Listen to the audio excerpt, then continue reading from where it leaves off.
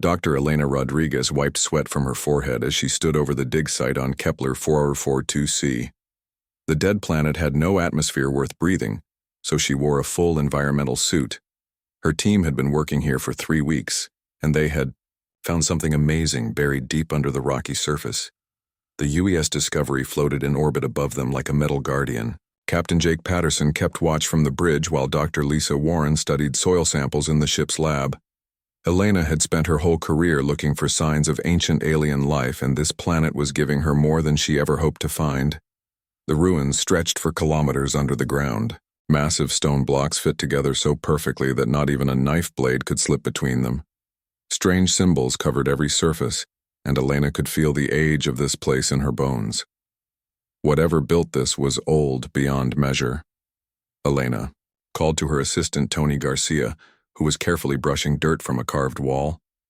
The young man had joined the expedition fresh from university, and his excitement was infectious.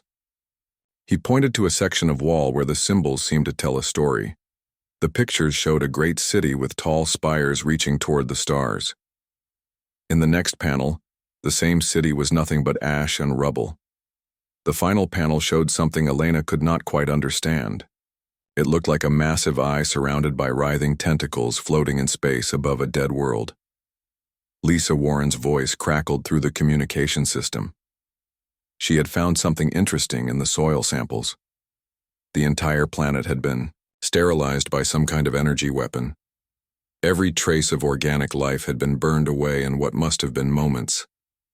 The soil still showed signs of the terrible heat that had swept across this world millions of years ago. Elena moved deeper into the ruins with Tony following close behind. Their helmet lights cut through the darkness as they descended stone steps that led to a vast underground chamber. In the center of the room stood a crystal formation unlike anything Elena had ever seen. It rose from the floor like a twisted tree made of red glass. The crystal pulsed with a faint inner light that seemed to respond to their presence. Jake Patterson's voice came through on the radio. He was picking up strange energy readings from their location. The ship's sensors showed massive power sources buried all around the dig site. Whatever this place was, it had been built to contain or channel enormous amounts of energy. Elena approached the crystal carefully. Her scanner showed it was made of materials that should not exist according to human science. The crystal seemed to be alive in some way, though it was clearly made of mineral compounds. She reached out with one gloved hand and touched the smooth surface.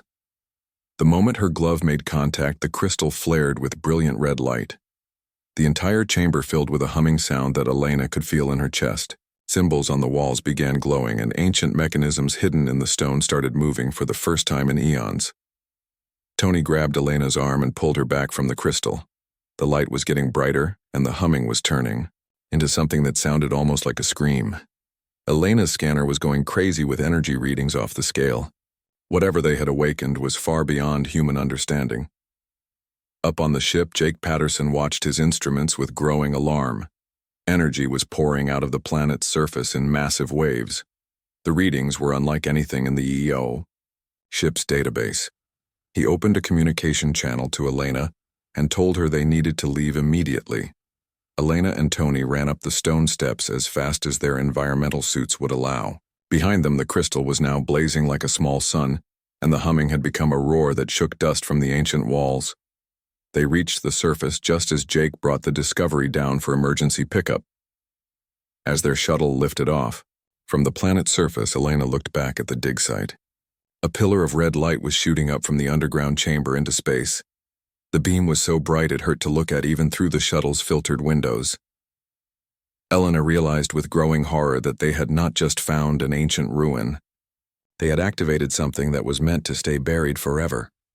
Jake Patterson pushed the ship's engines to their limits as they climbed away from the planet. The energy readings were still climbing, and he did not want to be anywhere near whatever was happening down there. Lisa Warren ran scans from the ship's lab and found that the energy beam was not random. It was a signal of some kind being broadcast across the galaxy. The beam pulsed in complex patterns that suggested an artificial origin. Someone or something had built this beacon to send a message across the stars. Elena felt sick as she realized what they had done. They had just announced their presence to whatever had destroyed the civilization that built these ruins. Far out in the cold space between star systems, something received the signal. It had been waiting in the darkness for so long that it had almost forgotten what waiting meant. The Devourer stirred from its endless sleep as the beacon's call reached across the galaxy. Ancient systems that had been dormant for millions of years began to power up. The entity was vast beyond human comprehension. Its body was a fusion of living tissue and mechanical components that stretched across dozens of kilometers. Countless eyes opened along its surface, and thousands of feeding tentacles began to writhe with anticipation. The Devourer had fed well in ages past, but the galaxy had grown quiet and empty of the consciousness it craved. Now something new had awakened it. The signal carried the distinct pattern of a young civilization just beginning to reach out into space. The Devourer's ancient programming activated, and it began to move toward the source of the signal. It had work to do, and worlds to consume. Elena Rodriguez sat in her quarters aboard the Discovery, staring at the data they had collected. The beacon was still broadcasting from the planet below, and she could not shake the feeling that they had made a terrible mistake. The symbols on the walls had been trying to warn them about something. She just hoped they could figure out what before it was too late. Captain Ryan Fletcher was drinking his morning coffee when the emergency alert came through on the UES Defender. His tactical officer, Amy Chen, burst onto the bridge with a look of panic that Fletcher had never seen before. The transmission was coming from Centauri Colony, and the message was barely coherent through the static and terror. The colonist on the screen was covered in blood, and his eyes were wide with shock. Behind him, Fletcher could see fires burning and people running in all directions. The man was screaming about something in space that was eating the planet. His words cut off suddenly as the transmission ended, and Fletcher was left staring at an empty screen. Amy Chen pulled up the colony's last known position on the navigation display. Centauri Colony had been home to 2 million people just yesterday. Now there was no response from any communication channels, and their automated distress beacon had gone silent. Fletcher ordered his pilot Pete Morrison to set course for the Centauri system at maximum speed. The journey took 18 hours, and Fletcher spent every minute trying to reach other ships in the area. 3 cargo vessels and a passenger liner had also gone silent in the same region of space. Whatever was happening was spreading fast, and Fletcher had a sick feeling in his stomach that they were flying toward something beyond human understanding. When they dropped out of hyperspace near Centauri, the sight that greeted them defied all logic. The planet was gone, not destroyed or blown apart, but simply missing from its orbit around the star. In its place was a cloud of dust and debris that sparkled in the starlight like scattered diamonds. The space where 2 million people had lived and worked was now empty void. Amy Chen ran every scan the ship possessed but found no trace of what had happened. The planet's mass was completely gone, along with its 3 moons and orbital stations.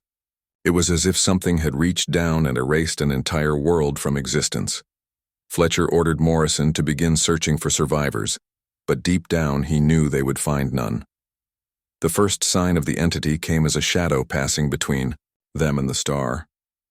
Fletcher initially thought it was an asteroid or a piece of debris, but Amy's sensors showed it was moving under its own power. The object was massive beyond anything in their databases, and it seemed to be made of both organic tissue and mechanical components, fused together in impossible ways. Fletcher ordered Red Alert as the thing changed course toward their ship. It moved with fluid grace despite its enormous size, and Fletcher could see that its surface was covered with what looked like eyes and grasping tentacles. The entity was easily 10 kilometers across and growing larger as they watched. Pieces of matter were streaming into it from all directions as if it was pulling in everything around it. Amy Chen's voice was shaking as she reported that the thing was scanning their ship with some kind of energy beam. The scan felt invasive, in a way that made Fletcher's skin crawl. It was not just examining their hull and systems, but seemed to be looking into the minds of everyone on board. Several crew members collapsed at their stations as the scan passed over them. The entity suddenly accelerated toward them with impossible speed. Fletcher screamed for Morrison to get them out of there, but the creature's tentacles were already reaching across thousands of kilometers of space. The appendages moved through vacuum as if it were water, and they seemed to bend space around them in ways that hurt to look at. Morrison pushed the engines past their safety limits as the tentacles grabbed for their ship. One massive appendage wrapped around their port wing, and Fletcher felt the hull beginning to buckle under the pressure. The entity was trying to pull them in toward what appeared to be a massive mouth lined with rows of crystalline teeth. Chen fired every weapon the defender possessed directly into the creature's main body. The energy blasts and missiles simply disappeared into its surface without causing any visible damage. If anything, the attacks seemed to make it more interested in them. More tentacles reached out from its bulk, and Fletcher realized with horror that each appendage was tipped with smaller mouths that were opening and closing hungrily. The ship's hull began to tear apart under the enormous pressure. Atmosphere started venting from the damaged sections, and Fletcher could hear the screams of his crew over the communication system. Young Ensign Tony Garcia was pulled from his station by some kind of energy field, and Fletcher watched helplessly as the man was dragged through a hole in the hull toward the waiting creature. Morrison somehow managed to break free of the grasping tentacles by overloading the ship's power core and redirecting all energy to the engines. The defender shot away from the entity at dangerous speed, while sparks flew from overloaded systems. Fletcher looked back to see the creature consuming the pieces of their ship that had been torn away. It seemed to savor each fragment before absorbing it into its massive bulk. They jumped to hyperspace as soon as they were clear, and Fletcher immediately sent a priority message to Earth Command. The transmission included everything their sensors had recorded about the creature, along with his personal testimony of what they had witnessed. Fletcher knew that no one would believe the report without the sensor data to back it up. Dr. Susan Park treated the injured crew members as best she could, but several had been affected by the entity's mental scan in ways she could not understand. They spoke of hearing voices in their heads and seeing visions of dead worlds floating in space. 2 crew members had fallen into comas and showed no signs of waking up despite all her medical efforts. The journey back to Earth took 3 days, and Fletcher spent every hour trying to make sense of what they had encountered. The thing had not acted like any natural creature or known technology. It seemed to possess intelligence, but of a type so alien that human minds could barely comprehend it. Worse still, it had been actively hunting for something, and Fletcher suspected that something was human civilization itself. Admiral Kate Sullivan received Fletcher's report in her office on Earth and immediately called an emergency meeting of the Global Defense Council. President Nathan Cross joined the session along with military leaders from every human colony and outpost. The recording of the entity sent chills through even the most experienced officers. Dr. Elena Rodriguez was brought in as a consultant since her team had been the first to encounter whatever had awakened this horror. She showed the council the symbols from the ruins on Kepler 442c and explained her theory that the beacon had called something ancient and hungry to their region of space. The pictures on the alien walls suddenly made terrible sense when compared to Fletcher's sensor recordings. Within hours of the meeting, reports began coming in of other missing colonies. The pattern was always the same. First, the communication. Systems would go silent, then search ships would find nothing but empty space where worlds used to be. The creature was moving through human space, systematically consuming everything in its path. The entity seemed to be following trade routes and communication networks as if it could track human settlements by their electronic signatures. Each world it consumed made it larger and stronger, while the number of safe human colonies grew smaller. Fletcher realized that they were facing something that would not stop until every trace of human life had been devoured. Admiral Sullivan began mobilizing every available ship and weapon. But even as she gave the orders, she wondered if conventional forces could fight something that could erase entire planets. The universe had awakened something ancient and terrible, and humanity was about to learn that they were not alone in the darkness between the stars. Commander Alex Turner stood on the bridge of the battleship UES Vengeance, watching the tactical display with growing dread. 12 human colonies had vanished in the past week, and the entity was moving steadily toward the core worlds.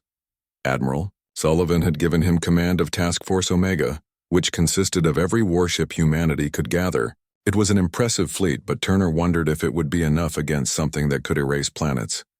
Captain Maria Santos from the Mars Defense Corps had brought her cruiser squadron along with detailed scans of the entity from long-range observations. The creature had grown noticeably larger since Captain Fletcher's first encounter, and its structure was becoming more complex. New appendages and weapon systems were sprouting from its bulk, as if it was adapting and evolving with each world it consumed. Colonel Steve Mitchell represented the Asteroid Mining Guild, and his ships carried the heaviest weapons in the fleet. His crews were tough miners and engineers who knew how to work in the harsh environment of space. Mitchell believed that concentrated firepower might be able to damage the entity if they could catch it while it was feeding on a planet and unable to move quickly.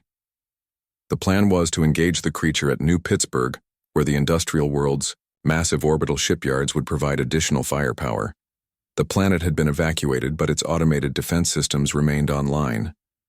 Turner hoped that the combined assault of his fleet and the planetary weapons might at least slow the entity down long enough for them to learn its weaknesses. As Task Force Omega approached New Pittsburgh, they found the entity already there. The creature had wrapped its tentacles around the planet and was slowly draining away its mass. The sight was horrifying beyond description, as mountains and continents were pulled up into space and absorbed into the entity's growing bulk. The planet was visibly shrinking as they watched. Turner gave the order to attack, and every ship in the fleet opened fire simultaneously. Hundreds of energy beams and thousands of missiles streaked toward the entity's massive form. The barrage was the most concentrated firepower humanity had ever assembled in one place, and Turner allowed himself a moment of hope as the weapons found their target. The entity noticed their attack, and several of its largest eyes turned toward the human fleet. Turner felt that alien gaze like ice water in his veins, and he knew immediately that they had made a terrible mistake. The creature released its grip on New Pittsburgh and began moving toward them with fluid speed that defied its enormous size. Their weapons were having no visible effect on the entity's hull. The energy beams seemed to be absorbed into its surface, while the missiles simply disappeared into its bulk, without exploding. Captain Santos reported that the creature's structure was somehow converting their attacks into additional mass and energy for itself. They were literally feeding it with every shot they fired. The entity's counterattack was swift and devastating. Tentacles that moved faster than human ships could dodge wrapped around 3 destroyers and crushed them like tin cans. The crews had no time to escape as their vessels were pulled into massive feeding mouths that opened along the creature's surface. Turner watched good people die and felt helpless to save them. Navigator Helen Davis tried to coordinate an organized retreat, but the entity seemed to anticipate their movements. Its tentacles created a web of destruction that made escape nearly impossible. Ships that tried to flee found themselves caught by appendages that could stretch across impossible distances. The creature was herding them like a farmer gathering livestock for slaughter. Rick Thompson managed to launch a spread of nuclear warheads directly into what appeared to be the entity's central mass. The explosions lit up space like miniature suns, but when the light faded, the creature was completely unharmed. If anything, it seemed amused by their desperate attacks. Several new tentacles grew from the explosion sites as if it was thanking them for the additional energy. Turner realized that conventional warfare was useless against this horror. He ordered a full retreat while his remaining ships provided covering fire for the damaged vessels. The entity let most of them go, but kept several cruisers as trophies. Turner could hear the screams of the trapped crews over the communication channels until their ships were finally consumed. The surviving ships of Task Force Omega limped back toward Earth, carrying news of their defeat. Turner had lost over half his fleet and gained nothing except the knowledge that humanity's weapons were worse than useless against the entity.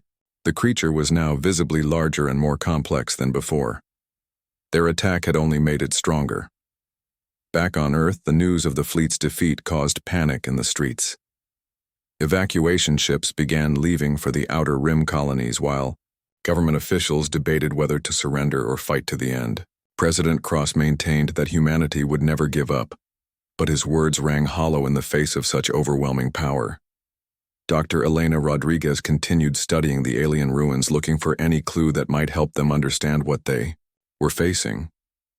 Her translation work had revealed that the creature was called the Devourer in the ancient texts. The beings who had built the ruins knew it well and feared it above all other things in the universe. Their warning spoke of a hunger that could never be satisfied and intelligence that grew stronger with each civilization it consumed. Professor Carl Johnson made a breakthrough in translating the deeper sections of the alien records. The texts spoke of other races that had faced the Devourer across the eons of galactic history. None had survived its attention, but some had managed to wound it before their destruction. The ancient writings hinted at a weakness, but the critical sections were too damaged to read clearly. Elena discovered that the Devourer was not a natural creature, but something created by an ancient race called the Architects. They had built it as the ultimate weapon against their enemies, but had lost control of their creation. The texts suggested that the Architects themselves had been consumed by their own monster before they could find a way to stop it. The breakthrough came when Elena realized that the crystal beacon on Kepler 442c was not just a summoning device, but also a recording system. The Architects had left detailed information about the Devourer's capabilities and potential weaknesses embedded in the crystal's quantum structure. The problem was accessing that information without triggering more beacon signals. Working with physicist Dr. Linda Hayes, Elena began developing a way to extract data from the crystal without activating its transmission functions. The process was dangerous and complex, requiring equipment that pushed human technology to its limits. They had to be careful not to alert the Devourer to their activities while it was still consuming worlds closer to Earth. As they worked, Elena received reports from deep space observation posts about strange energy signatures appearing throughout the galaxy. Other civilizations were responding to the Devourer's activity, and some of them were taking notice of humanity for the first time. The crisis had made Earth visible to alien races that had previously ignored human space as unimportant. The first contact came from a race called the Zephyrians, who existed as beings of pure energy. Their envoy Kethavar appeared on Luna Research Station as a shimmering column of light that spoke directly into the minds of the human scientists present. The alien's message was both a warning and an offer of limited assistance. Kethavar explained that the Devourer had awakened several times throughout galactic history and had destroyed entire civilizations with each awakening. The Zephyrians had survived previous encounters by fleeing to other dimensions, but they recognized that humanity might represent the last hope for stopping the creature permanently. The energy beings shared some of their knowledge about the Devourer's quantum nature and its dependence on conscious minds for sustenance. The entity did not just consume matter, but fed on the thoughts and dreams of living beings. This explained why it targeted civilizations rather than simply drifting through space-eating asteroids and dead worlds. Elena realized that the key to defeating the Devourer might lie in turning its greatest strength against it. If the creature fed on consciousness, then perhaps consciousness could also be weaponized against it. The idea was dangerous and untested, but it was the first real hope humanity had found since the crisis began. The Devourer was only 3 days away from Earth when Dr. Linda Hayes made her final calculations in the Luna Research Station. Her quantum disruptor theory was their last hope, but the energy requirements were beyond anything humanity had ever attempted. Every fusion reactor, every solar panel, every geothermal plant on Earth would need to work together to generate enough power for a single devastating pulse. Chief Engineer Dan Cooper coordinated the massive project from the Pentagon's Crisis Command Center. Teams of technicians worked around the clock to link power grids across the globe into one unified system. The technical challenges were enormous as they tried to synchronize equipment that was never designed to work together. One small mistake could cause cascading failures that would leave Earth defenseless.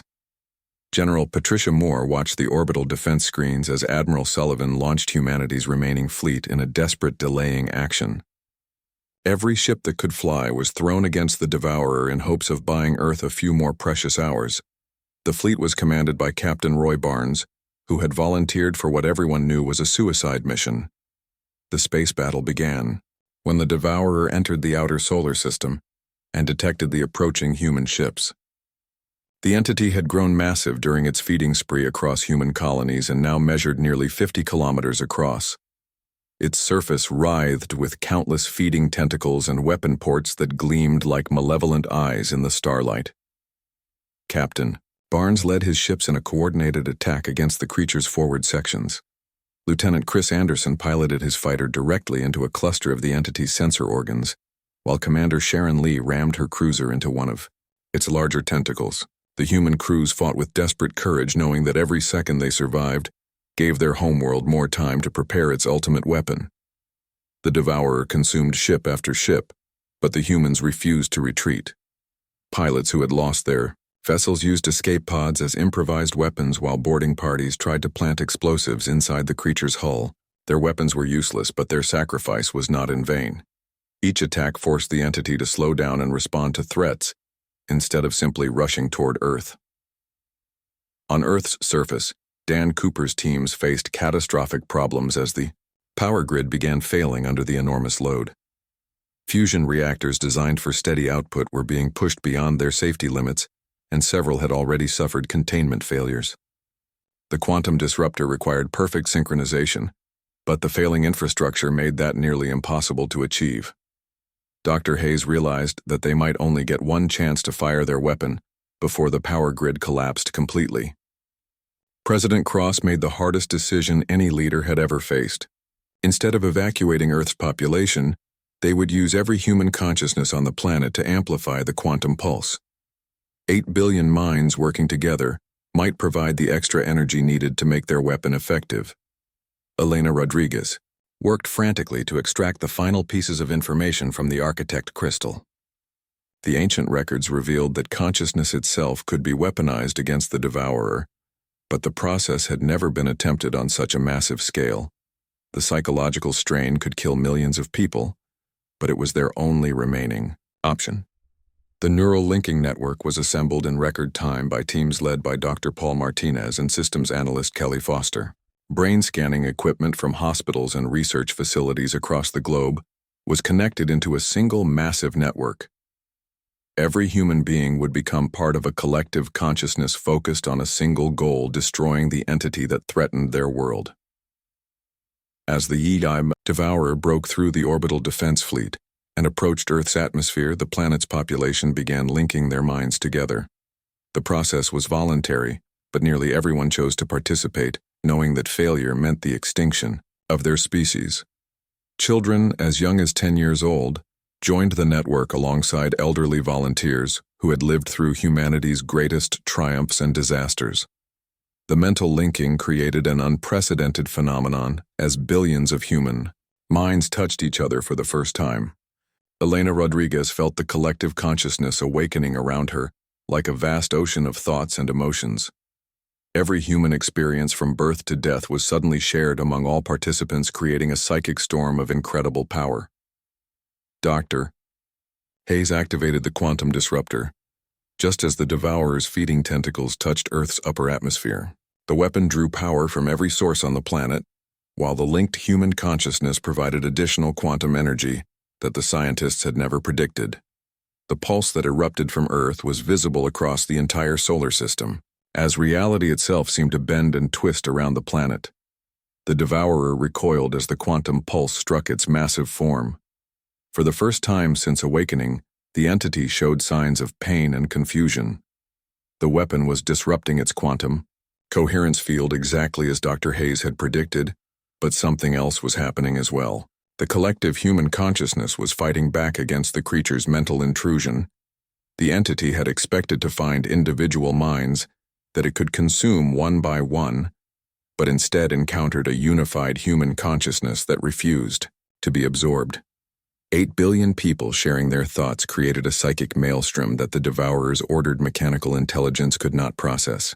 Human creativity and chaos flooded into the creature's neural networks like a virus spreading through a computer system. Captain Ryan Fletcher watched from his rebuilt ship as the Devourer began convulsing in space above Earth. The entity's perfect efficiency was being disrupted by the beautiful chaotic mess of human consciousness. Every love song, every war cry, every moment of human triumph and failure crashed into the creature's mind simultaneously, overwhelming its ability to function.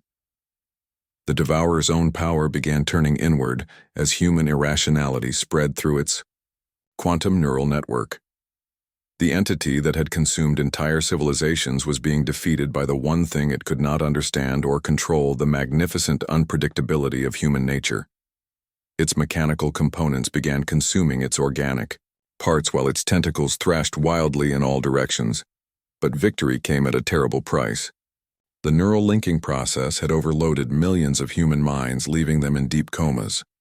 Medical teams led by Dr. Nancy Kim worked desperately to bring the affected minds back online, but many showed no signs of recovery.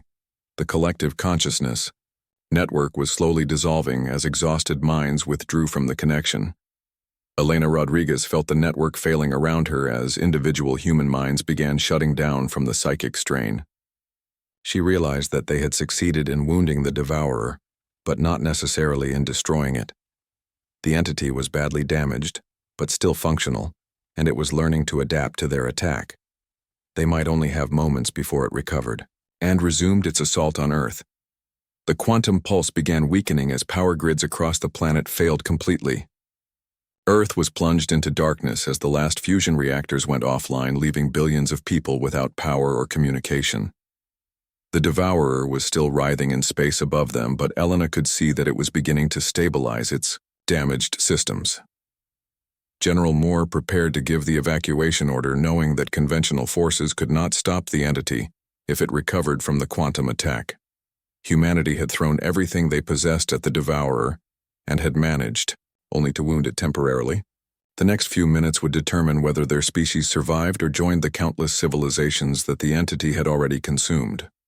The fate of humanity hung in the balance as the damaged devourer slowly began to regain control of its systems. 8 billion people lay exhausted from their psychic battle while Earth drifted powerless in the darkness. The quantum disruptor was spent, and there would be no second chance if the entity resumed its attack. The devourer hung motionless in space above Earth for what felt like an eternity. Its massive form was still convulsing from the quantum pulse and the psychic assault, but Elena Rodriguez could see that it was adapting to the damage. New neural pathways were forming across its surface as the entity tried to purge the chaotic human consciousness from its systems. Captain Fletcher watched from his ship as the creature slowly extended fresh tentacles toward Earth's surface. The devourer was wounded but not defeated, and it seemed more determined than ever to consume the species that had dared to fight back. Its feeding appendages began descending through the atmosphere like the fingers of some cosmic horror, reaching down to claim its prize. The collective human consciousness network was failing as exhausted minds withdrew from the psychic link. Dr. Elena Rodriguez felt the connection dissolving around her, but something unexpected was happening. Instead of simply disconnecting, the human minds were leaving behind traces of themselves in the quantum field that surrounded Earth. Their thoughts and emotions had become embedded in the fabric of space itself. Dr. Linda Hayes detected the phenomenon from her instruments at Luna Research Station. The quantum disruptor had created a permanent alteration in local space-time that was being powered by human consciousness itself. Earth was broadcasting the thoughts and dreams of its entire population across the galaxy at faster than light speeds. Every human emotion, every creative thought, every stubborn refusal to surrender was rippling out through hyperspace. The devourer's tentacles touched Earth's surface and began the feeding process. But something was wrong. The entity expected to find individual minds that it could consume, but instead encountered the embedded consciousness field that surrounded the planet.